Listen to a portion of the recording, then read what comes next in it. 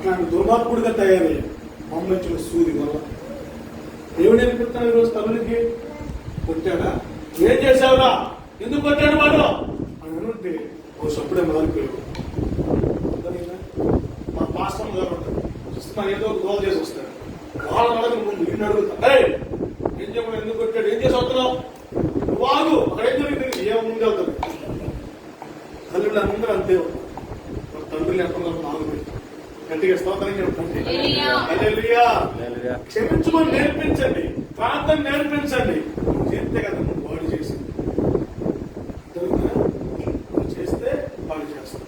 ఆ కొడుకు నాకు ఏమన్నా తెలుసా, కానీ నింపబడిన ఇల్లు ప్రసంగం పడే చెప్పావు, నేను ఎట్లా చెప్పాలి డాడీ అంటున్నాడు. ఎందుకని నేను చెప్పడం చూస్తున్నాడు కాబట్టి వాడు అదే నేర్చుకుంటున్నాడు. నువ్వు తాగి సాయంత్రం ఇంటికి వచ్చావు, వాళ్ళు ఏమంటాడు, ఎక్కడ తూలుతో రావాలేమో, నేను పని తోలుదాం అనుకుంటాడు. అంతే కదా. గట్టిగా స్తోత్రం చెప్పండి. నువ్వు బత్తాగా 4 ఇల్లు తిరుగుతున్నాడు, ఫోన్లు పడుతున్నావు, ఈ పిల్ల కూడా ఏం చేస్తున్నా నీకులాగా శైలి పడతా ఉంటుంది. అప్పుడప్పుడు గుడ్ల తోటం మాట్లాడుతూ అన్ని చేస్తాడు. ఇంతదే పొట్టుదే మళ్ళీ నేర్చుకుంటారు. జాగ్రత్త. పసిబిడ్డలు నేర్చుకుంటారు. ఇంట్లో పసి హృదయాలు నాటుకుపోతాయి. తల్లిగా తండ్రిగా నువ్వేం చేస్తున్నావో వాళ్ళ జీవితంలో అవి ప్రభావితం చేస్తాయి. నేర్చుకుంటారు వాళ్ళు, నిన్ను చూస్తూ పెరిగేవాళ్ళు, నీ చేతుల్లో పెరిగేవాళ్ళు. వాళ్ళు నేర్చుకున్న తర్వాత నువ్వేమి చేయడానికి వీలు. అందుకే దేవుని వాక్యం అంటుంది, బాలుడు నడవలసిన త్రోవను వారికి నేర్పండి. ఇంకో ద్వితీయోపదేశం 4:10 తెలుసా, మీ పిల్లలకి నేర్పండి అంటాడు. చదువు 4:10 చదువు, ఆ రెండో వాడు ఉంటుంది అక్కడ. 4:10 ద్వితీయోపదేశకాండం. నీవు హోరేబులో నిలిచి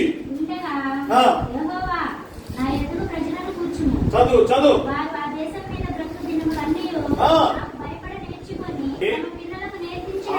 తమ పిల్లలకు నేర్పున్నట్లు. గట్టిగా స్తోత్రం చెప్పు. ఎలా నేర్పాలో చెప్పనా, మెడకి హారంగా పెట్టాలి, తనకి అల్లెకతో పెట్టాలి, చేతికి సూచనగా పెట్టాలి, కంటికి భాస్కరంగా పెట్టాలి, గుమ్మలు ఎదురు పెట్టాలి. పడుకున్నప్పుడు వాళ్ళు పట్లేసుకున్నప్పుడు కౌళ్ళ మీద కూడా వాక్యం పెట్టాలంట. నేర్పించాలి వాక్యం వాళ్ళకి. గట్టిగా స్తోత్రం చెప్పండి. హల్లెలూయా. కాబట్టి ప్రియమైన దేవుడు వాళ్ళరా, నేను ముగిస్తున్నాను. భయము నేర్పించండి పిల్లలకి, భయభక్తులు నేర్పించండి. మీరు నేర్చుకోండి, పిల్లలకు కూడా లేకపోతే నువ్వేం చేస్తున్నావో నువ్వు చూసి వాళ్ళు నేర్చుకుంటారు. కష్టము అశాంతి నీ మార్గంలో నిండిపోతుంది. శాంతి మార్గం నువ్వు ఎడగలేవు. బిడ్డను బట్టి నీకు శాంతి రాదు, నీ కుటుంబాన్ని బట్టి నీకు శాంతి రాదు, నీ భార్యను బట్టి, నీ భర్తను బట్టి, నీ సంపాదన పట్టుకుని నీకు శాంతి. నేర్చుకోవాలి. ఏమి నేర్చుకోవాలట? భయపరచడం నేర్చుకోవాలి. హల్లెలూయా. 2వ పాయింట్.